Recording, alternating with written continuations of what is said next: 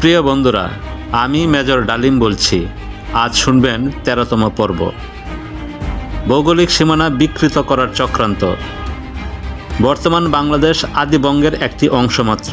১৯৭১ সালে জাতীয় পতাকার মাঝখানে পূর্ব পাকিস্তানের মানচিত্র বসিয়ে দেওয়ার বিষয়টি ছিল চক্রান্তমূলক এবং উদ্দেশ্য প্রণোদিত।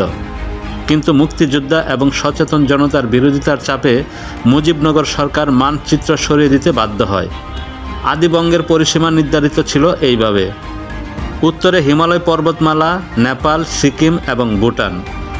উত্তর পূর্ব দিকে ব্রহ্মপুত্র এবং এর অববাহিকায় গড়ে ওঠা বদ্বীপ অঞ্চল।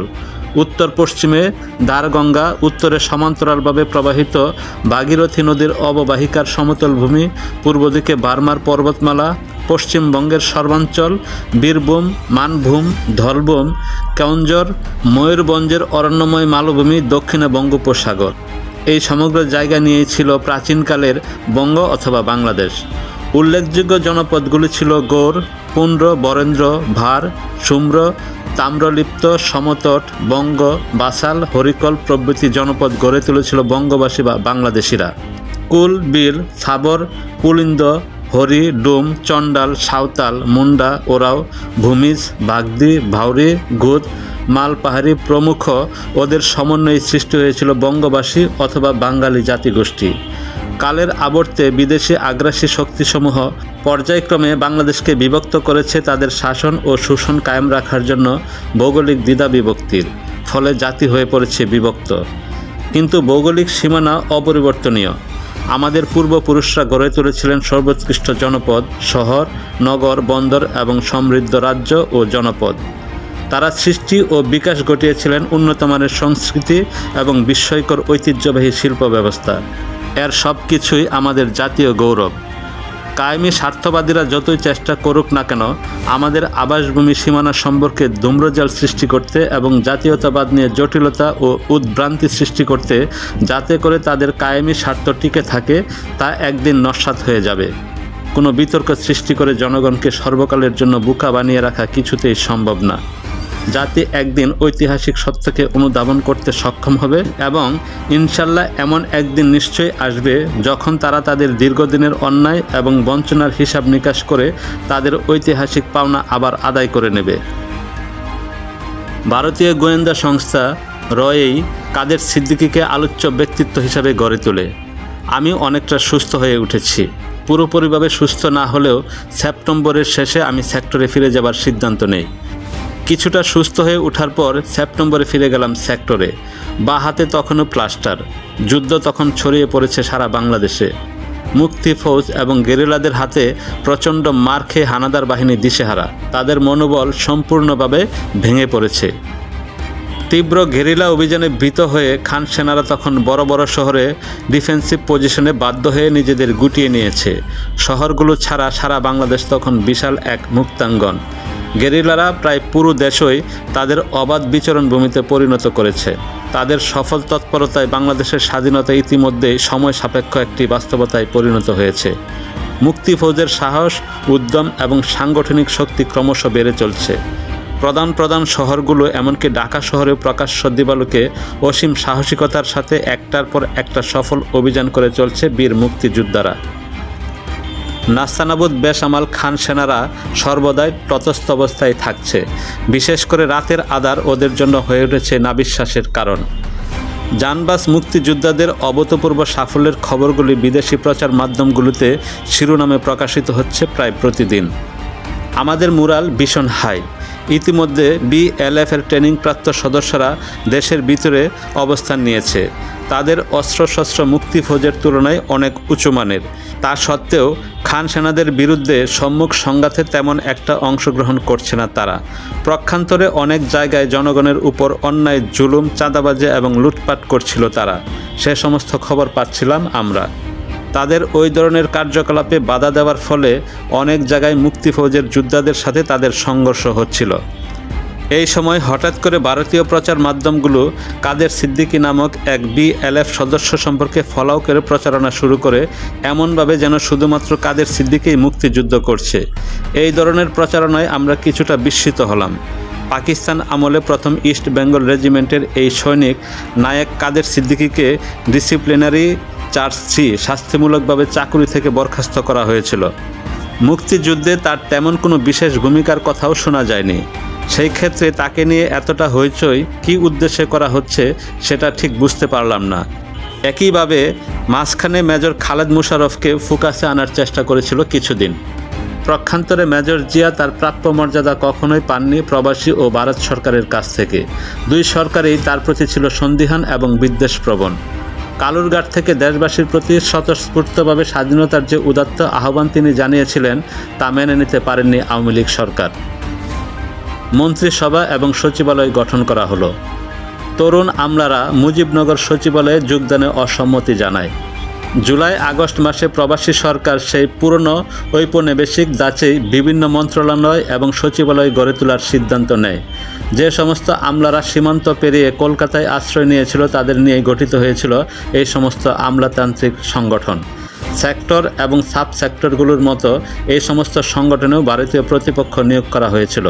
কিন্তু কিছু তরুণ দেশপ্রেমিক আমলা এই ধরনের উদ্যোগের অসারতা উপলব্ধি করে ওই সমস্ত মন্ত্রণালয় এবং সচিবালয়ে যোগদানের বিরুদ্ধে সোচ্চার হয়ে ওঠেন। পরবর্তীতে তারা মুক্তিযোদ্ধাদের সাথে যোগদান করে প্রত্যক্ষভাবে যুদ্ধ করার সিদ্ধান্ত নেন। জনাব তৌফিক এলাহি চৌধুরী এবং জনাব কামাল সিদ্দিকী ছিলেন তাদের মধ্যে অন্যতম। পররাষ্ট্রমন্ত্রী জনাব খন্দকার মুশতাক আহমেদ তার মন্ত্রণালয় স্থাপন করলেন সার্কাস এভিনিউতে। পুরো মিশনটাই তখন থেকে পররাষ্ট্র মন্ত্রণালয়ের প্রধান দপ্তর হিসেবে কাজ করে যাচ্ছিল। পররাষ্ট্র সচিব ছিলেন জনাব মাহবুবুল আলম চাষী। খন্দকার মুশতাক আহমেদের একান্ত সচিব জনাব কামাল সিদ্দিকী। এছাড়া সার্কাস এভিনিউতে জনাব তাহেরউদ্দিন ঠাকুর এবং জনাব মওদুদ আহমেদ বহির্বিশ্বের সাথে এবং বিদেশি সাংবাদিকদের সাথে যোগাযোগ রক্ষা করার জন্য একটি তথ্য সেল খুলেছিলেন। সেটি পররাষ্ট্র মন্ত্রণালয়ের যোগ সাজেশে পরিচালিত হতো। আইনজীবী হিসেবে আগরতলা ষড়যন্ত্র মামলায় জনাব মওদুদ আহমেদ আওয়ামী লীগের পক্ষে কৌশলী হয়ে যথেষ্ট কাজ করেছিলেন। তবু প্রবাসী সরকারের কাছ থেকে তিনি তার উদ্যোগের কোনো স্বীকৃতি পাননি। এই ব্যাপারে বিশেষ দুঃখ প্রকাশ করে জনাব মওদুদ আহমেদ প্রধানমন্ত্রী তাজউদ্দিন আহমেদকে একটি নিবেদনপত্র লিখেছিলেন। তিনি চাইছিলেন স্বীয় উদ্যোগে স্বাধীনতা সংগ্রামের পক্ষে তিনি যা কিছুই করেছিলেন প্রবাসী সরকার তার স্বীকৃতি দিয়ে তাকে কোনো একটা বড়সড় পদে বহাল করুক। কিন্তু তার সে আশা পূরণ করেননি মুজিবনগর সরকার এক অজানা কোনো কারণবশত। তাজউদ্দিন আহমেদ এবং খন্দকার মুশতাক আহমেদের মধ্যে বিরোধ দেখা দেয়। শুরু থেকে নীতি নির্ধারণের ক্ষেত্রে প্রবাসী সরকারের প্রধানমন্ত্রী এবং পররাষ্ট্রমন্ত্রীর মধ্যে মত পার্থক্য হতে থাকে। ভারত সরকার যে কোনো কারণেই হোক খন্দকার মুশতাক আহমেদের প্রতি সন্তুষ্ট ছিল না। ইতিমধ্যে থিয়েটার রোডের প্রধানমন্ত্রীর সচিবালয়ের সাথে পররাষ্ট্র মন্ত্রণালয়ের বিরোধিতার কথা প্রকাশ হয়ে পড়তে থাকে। নীতিগত অনেক বিষয়েই জনাব তাজউদ্দিন ও তার পররাষ্ট্রমন্ত্রীর মাঝে ব্যবধান গড়ে উঠতে থাকে। ভারতীয় সরকারও জনাব মুশতাকের প্রতি বিরূপ হয়ে ওঠেন। বাজারে গুজব ছড়িয়ে পড়ে যে জনাব খন্দকার মুশতাক আহমেদ গোপনে সিআইএর মাধ্যমে আমেরিকার সাথে যোগাযোগ রক্ষা করে চলেছেন। অস্থায়ী সরকারের অলক্ষ্যে আমেরিকার মধ্যস্থতায় তিনি নাকি পাকিস্তান সরকার ও শেখ মুজিবের সাথে আলোচনার মাধ্যমে পূর্ব পাকিস্তান সমস্যার একটি গ্রহণযোগ্য রাজনৈতিক সমাধান খুঁজে পাবার চেষ্টায় আছেন। তার এই উদ্যোগের পেছনে আওয়ামী লীগের দক্ষিণপন্থী বেশ একটা বড় প্রভাবশালী অংশেরও সমর্থন নাকি রয়েছে।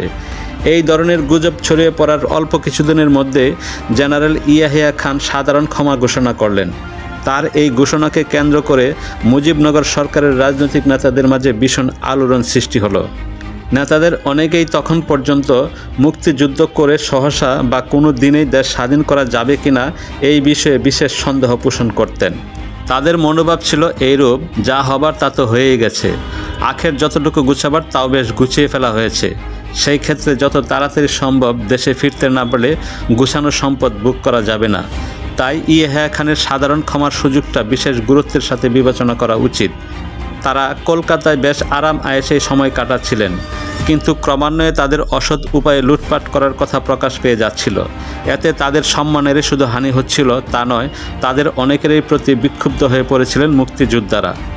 তারা যেখানে অনাহারে অস্ত্রহীন বস্ত্রহীন অবস্থায় দেশকে স্বাধীন করার জন্য জীবন বাজি রেখে রণাঙ্গনে লড়েছেন, তখন এই সমস্ত অসৎ রাজনীতিবিদরা ও লুটেরার দল লুটপাটের বেসুমার টাকায় বিলাসী জীবনযাপন করে বাঙালিদের বদনাম করছিলেন। এই অপমান মুক্তিযোদ্ধারা কিছুতেই মেনে নিতে পারছিলেন না। ইয়াহিয়া খানের সাধারণ ক্ষমার সুযোগ নিতে চাচ্ছেন আওয়ামী লীগের অনেক সদস্যই। তারা বাংলাদেশের অনিশ্চিত ভবিষ্যৎ নিয়ে দুর্দুল্যমনতায় ভুগছেন। অনেকেই আবার ভারতীয় নীল নকশার কথা আঁচ করতে পেরে শঙ্কিত হয়ে পড়েছেন। কিন্তু তাদের ফিরে যাবার পথে মূল বাধা হয়ে দাঁড়িয়েছে ইন্দিরা সরকার। ভারত সরকার কিছুতেই চাচ্ছে না বাংলাদেশের প্রবাসী সরকার ইয়াহিয়া সরকারের সাথে কোনোরূপ রাজনৈতিক আপোষের চেষ্টা করুক। তাদের চাপের মুখে প্রবাসী সরকারের পক্ষ থেকে জনাব তাজউদ্দীন আহমেদ প্রকাশ্যে ঘোষণা দিতে বাধ্য হন, ইয়াহিয়া সরকারের সাধারণ ক্ষমা প্রবাসী সরকারের পক্ষে গ্রহণ করা সম্ভব নয়। মুক্তিযোদ্ধারাও সংগ্রামের এই পর্যায়ে কোনো রকম আপোষের বিরোধিতা করছিলেন। তারা চাইছিলেন দীর্ঘস্থায়ী সংগ্রামের মাধ্যমে বাংলাদেশকে স্বাধীন করতে। এইভাবেই সার্বিক অবস্থা ক্রমশ জটিল হয়ে উঠেছিল। হঠাৎ একদিন জানতে পারলাম পররাষ্ট্রমন্ত্রী মুশতাক আহমেদ আমেরিকা যাচ্ছেন লন্ডন হয়ে এক সফরে। বাংলাদেশের ভবিষ্যৎ নিয়ে জাতিসংঘ প্রধান এবং অন্যান্য রাষ্ট্রপ্রধান, বিশেষ করে পশ্চিমা দেশগুলোর রাষ্ট্রনায়কদের সাথে তিনি মত বিনিময় করে বাংলাদেশের সংগ্রামের প্রতি তাদের সমর্থন আদায় করার চেষ্টা করবেন এই সফরকালে। অতএব তার এই সফর হবে খুবই গুরুত্বপূর্ণ। যাবার সব প্রস্তুতি প্রায় শেষ। কামাল সিদ্দিকীও যাচ্ছেন সফর সঙ্গী হয়ে। কিন্তু সেই অবস্থাতেই আকস্মিকভাবে সফর স্থগিত করে দেয় প্রবাসী সরকার। শুধু তাই নয়, মুশতাক আহমেদকে পররাষ্ট্রমন্ত্রীর পদ থেকে অব্যাহতি দেওয়া হয় এবং তার স্থলে আব্দুস সামাদ আজাদকে পররাষ্ট্রমন্ত্রী বানানো হয়। জনাব মাহবুবুল আলম চাষিকেও সরিয়ে দেওয়া হয় পররাষ্ট্র সচিবের দায়িত্ব থেকে। এই ধরনের পরিবর্তনের কারণ সম্পর্কে সব কিছুই চেপে যায় তাজউদ্দীন সরকার, কিন্তু পরে সব গোপনীয়তাই ফাঁস হয়ে যায়। জানা যায় ভারতীয় গোয়েন্দা সংস্থা নাকি জানতে পারে যে জনাব মুশতাক আহমেদ গোপনে মার্কিন গোয়েন্দা সংস্থার মাধ্যমে ইয়াহিয়া খান এবং শেখ মুজিবের সাথে যোগাযোগ রক্ষা করে চলছিলেন।